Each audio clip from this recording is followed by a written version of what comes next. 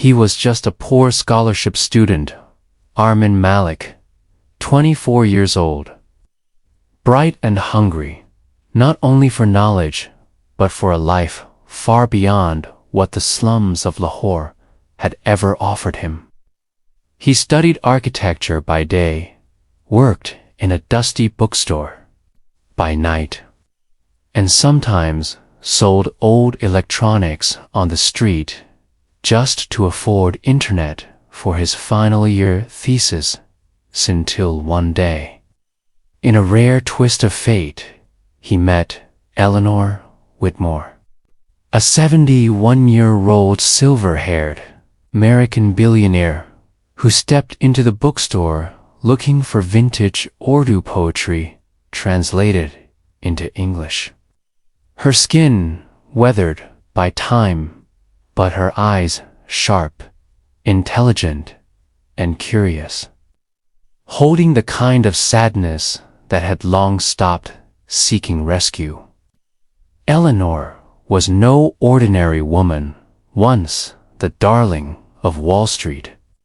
She'd built empires, crushed rivals, dined with presidents, yet somehow, in that dim little shop smelling of dust and old ink, she smiled more sincerely than she had in decades.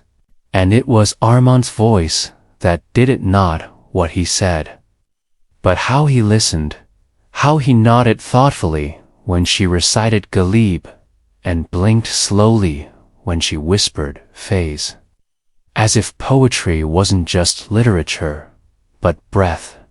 Their conversations grew from brief exchanges to long hours of debate, shared stories over tea and worn-out rugs. And though Armand found it strange that a woman of her stature would return every evening just to talk to a young man with oil stains on his jeans and dreams bigger than his wallet, he welcomed it because no one had ever looked at him like she did. Not with pity or judgment, but with interest, with warmth. And then, one Tuesday afternoon, as clouds gathered outside the glass windows, Eleanor said, with disarming calm, "Marry me, Armand," and he laughed, thinking she was joking, until she repeated it quietly, seriously adding, "Not for love, not for society, just for the truth." Stunned and unsure, Armand asked her why, and her answer chilled him in ways he couldn't describe. "Because I need to know if someone can love me with nothing to gain." And though every voice in his head screamed no, that it was madness, that it was a trap, something deeper inside a place untouched by logic whispered, yes. And so he agreed, half in confusion, half in defiance of the world that never gave him anything without a price. They were married in a quiet ceremony in London, in a marble-floored hall, with only her stone-faced lawyer and a sleepy judge as witnesses. And though social media buzzed with rumors and venom, poor student seduces dying heiress, Armand ignored the noise, focused instead on the unexpected calm that came with her presence. But then came the contracting ironclad prenup, stating that if the marriage ended before 1 year, he would inherit absolutely nothing, not a penny, not a painting, not even a keepsake. Eleanor watched him closely as he read it, waiting for that flicker of hesitation, the flash of greed. But Armand only smiled, signed, and said, "If I were in your shoes, I'd test me too." They moved into her countryside, a massive, ancient manor just outside London, with creaky floors, vine-covered walls, and chandeliers that hadn't been cleaned in years. And Eleanor gave him one rule: don't go into the cellar, which seemed odd, but he shrugged it off. Their first 6 days as husband and wife were a mixture of surreal quietness and awkward routines. Launer would sometimes sit alone in the library for hours, staring at a single page in a book, while Armand explored the gardens, got lost in the endless hallways, or cooked simple meals she hadn't tasted in decades. Despite their age difference, conversations between them never lacked meaning.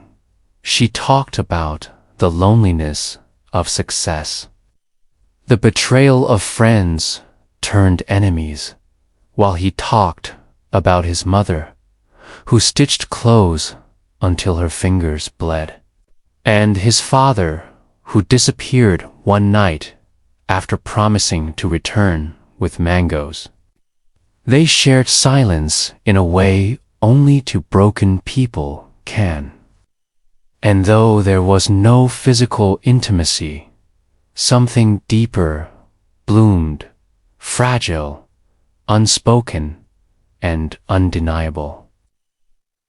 Then came the 7th day, the day that changed everything. Stormy, dark, and strange from the start, with power flickering and windows rattling in the wind.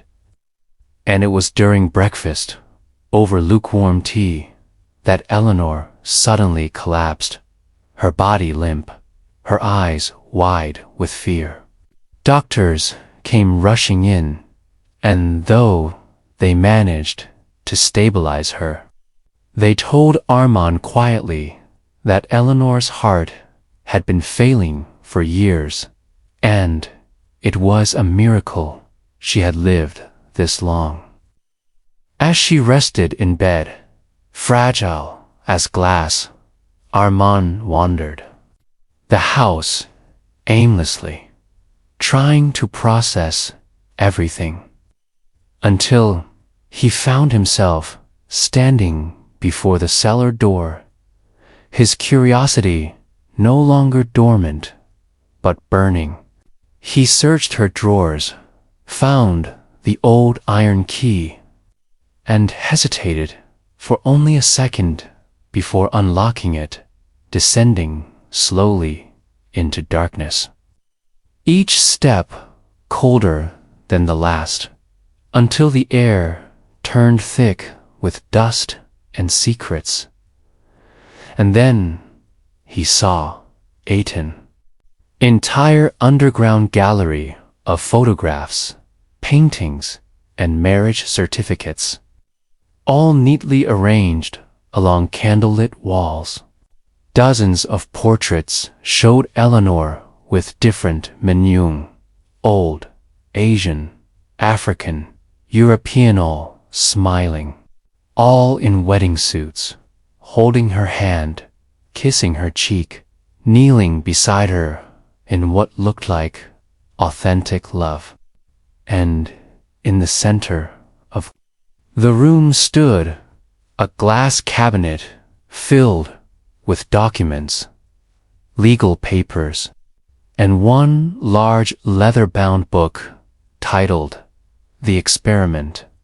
Trembling, Armand opened it and read a page handwritten by Eleanor, detailing each marriage like a case study, documenting behaviors, loyalty, emotional responses, timelines, and ultimately reasons for dissolution. 53 names filled The pages each, one with notes like left after discovering no inheritance. Or stayed 43 days, demanded car, or tried to poison me, and, at the end. His name, Arman Malek Day. 7. Subject, unaware of Cellar potentially different, observe. Further, beside that were 7 blank pages left for future observations, and a folded note addressed to him. If you are reading this, Arman, you passed the final test. You were the only one who stayed, despite knowing there was nothing to gain. He stepped back, numb, his entire body shaking not out of fear, but betrayal, grief, shock. And just then he heard footsteps behind him. Turning slowly, he saw Eleanor standing in the doorway, pale and frail, but still radiating that quiet strength. Her voice, no louder than a whisper. Close the book, Co. You're not a subject anymore. What followed was a confession so raw it tore through the walls he'd built around himself. She told him about the fiancé who left her at 29 for her closest friend. How that betrayal destroyed her ability to trust love. How building an empire became her armor, and how, over the years, she began to test love like science, like a hypothesis, marrying men, testing their sincerity, giving them everything except money, and when they failed, sending them away with a check and a signed ND. But Arman, she said, never asked for anything, not once, and that confused her, scared her, even because he was the first who might have truly loved her, and she wasn't ready to believe it. Tears filled her eyes as she whispered, I didn't think it was possible for someone like me to be seen without being sold. And Arman, without a word, walked over, held her shaking hand, and kissed her forehead, saying, maybe love isn't something we prove. Maybe it's something we forgive. From that moment on, something changed, not in the world around them, but inside them. Arman no longer thought of her as an experimenter, and Eleanor stopped seeing him as a subject. And what followed was 5 months of the most beautiful imperfection two people could ever experience. They laughed over burnt toast, watched sunsets from broken balconies, danced to old jazz in candlelight, and wrote poetry together, hers sharp and bitter, his clumsy and hopeful. She showed him a secret greenhouse where she used to grow white tulips, her favorite flower, a symbol of apologies and second chances. Together, they revived it, planting seeds while sharing memories, watering dreams once dried up by time. Eleanor taught him how to cook French cuisine, and Arman taught her how to make lentils the way his mother did, with a whisper of turmeric and a lot of patience. And then, one quiet winter night, as snow fell outside and soft jazz played in the background, Eleanor passed away in his arms, a small smile on her lips, whispering thank you with her final breath. The next morning, her lawyer handed Armand a new will rewritten 2 days after the 7th day, giving him everything: her fortune, her estate, her art, her business. Says more than that. She left him letters, dozens of them, addressed to every man she had ever married, apologizing, forgiving, and releasing them from shame. Her last message, written in gold ink, was for Armin. You were never a test. You were my answer. I hope you will do with my life what I never could give it away with love.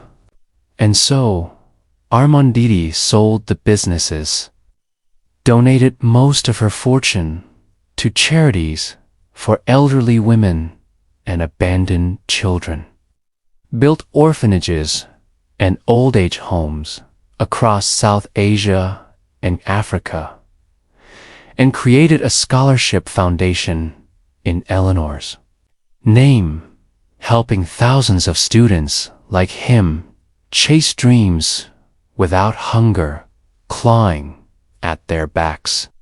He never gave interviews, never explained himself, never corrected the tabloids that called him a gold digger turned saint, because he knew the truth wasn't for the world to debate.